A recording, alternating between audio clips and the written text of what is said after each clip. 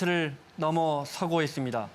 여권 독주 체제 열렸다 또는 통합당 역대급 참패 이런 기사가 뜨고 있습니다. 이 시각 개표율 58%를 넘기고 있는데요. 이 시각 디시전 K가 전망한 의석수부터 볼까요? 네, 앞서서 한번 말씀드렸습니다만 저희 KBS 자체 예측 프로그램 디시전 K가 예측하는 예상 의석수는요. 더민주 더시민 169석이고요. 또 미래통합당과 미래한국당 114석으로 예상되고 있습니다. 네.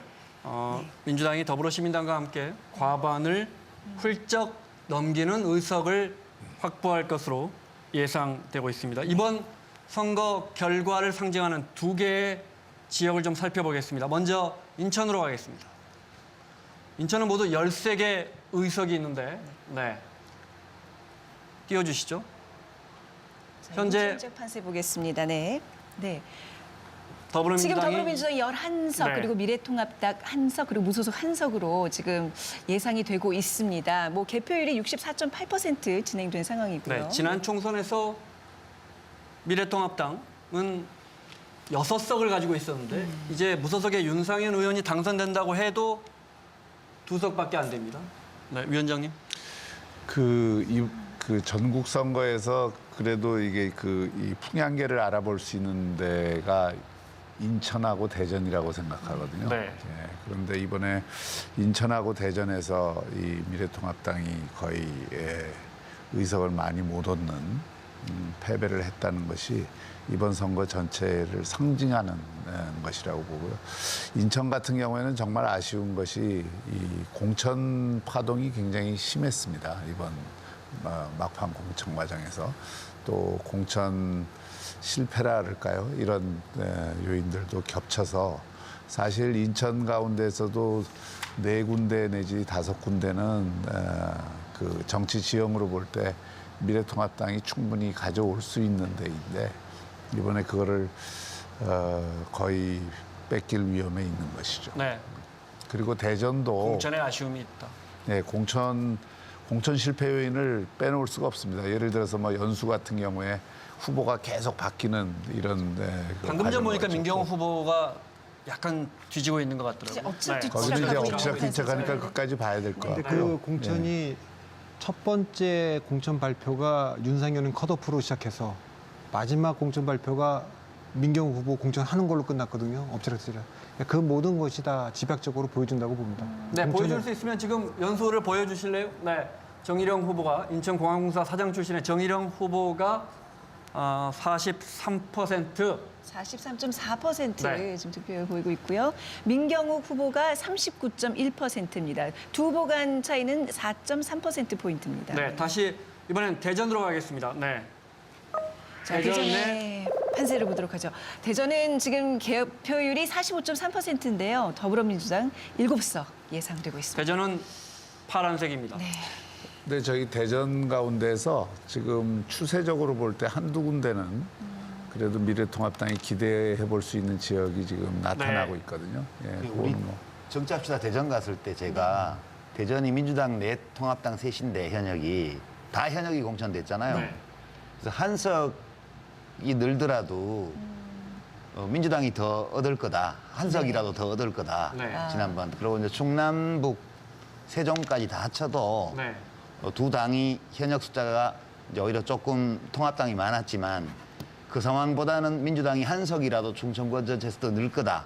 이제 그렇게 주장을 했었는데 지금 대전이 저렇게 다 넘어오는 거는 저는 참 개표를 끝까지 봐야 되겠지만 상상을 못했어요. 왜 인천, 대전을 저희가 방금 추렸냐면 말씀하신 것처럼 인천은 7대 6이었습니다. 대전은 지난 총선에서 4대 3이었고 우리 국민들이 여야에 공평하게 의석을 나눠준 지역입니다. 그렇죠. 여야 정당의 의석수가 아주 절묘한 조화를 이뤘던 두 곳인데 말이죠. 이번 총선에서는 완전히 한쪽으로 쏠리는 그 말은 곧 중도의 마음이 영남과 호남이 아닌 중도의 마음이 여당을 선택했다 이렇게 볼 수도 있을 것 같아요. 그렇게 봐야 될 것 같고요. 그리고 이 충청도하고 인천은 굉장히 연관성이 깊습니다. 그 지역적으로도 그렇고 그 정서도 그렇고 그래서 저희가 오늘 이번에 한번 다시 확인한 것은 사실은 충청도 민심이 저희는 나쁘지 않다고 봤거든요. 전체적으로. 그랬는데 결과적으로 보면 그 충청도 민심도 굉장히 악화돼 있음을 보여주는 거라서 저희가 그 판단하기에는 이제 막판에 여러 가지 사건들이 이게 미래통합당이 새로운 중도보수 통합정당이라는 과거 정당하고는 좀 다른 모습으로 우리는 보여드리고 싶었는데 역시 몇 가지 사건들이 이 정당이 옛날 그 정당이다라고 하는 이미지를 줬다는 게 그것을 환기시킨 것. 네. 이것이 그 표의 확장성을 가로막은 것 아닌가 하는 생각. 11시 35분이 돼가고 있는데 사실 이 시각이면 비례대표 정당 개표 현황을 말씀드려야 되는데 네. 지금 개표는 10%가 좀 넘게 진행되고 있습니다만 저희에게 지금 데이터는 들어오지 않고 있습니다. 네, 아마 비례 개표가 어느 정도 이상 나와야 그 추정치가 나오나 봐요. 그래서 저희가 추정 의석조차 네. 말씀 못 드리고 있는데 언제쯤이나 이 개표가 좀 우리가 좀 정확하게 계량할 수 있는 개표가 좀 진행될까요?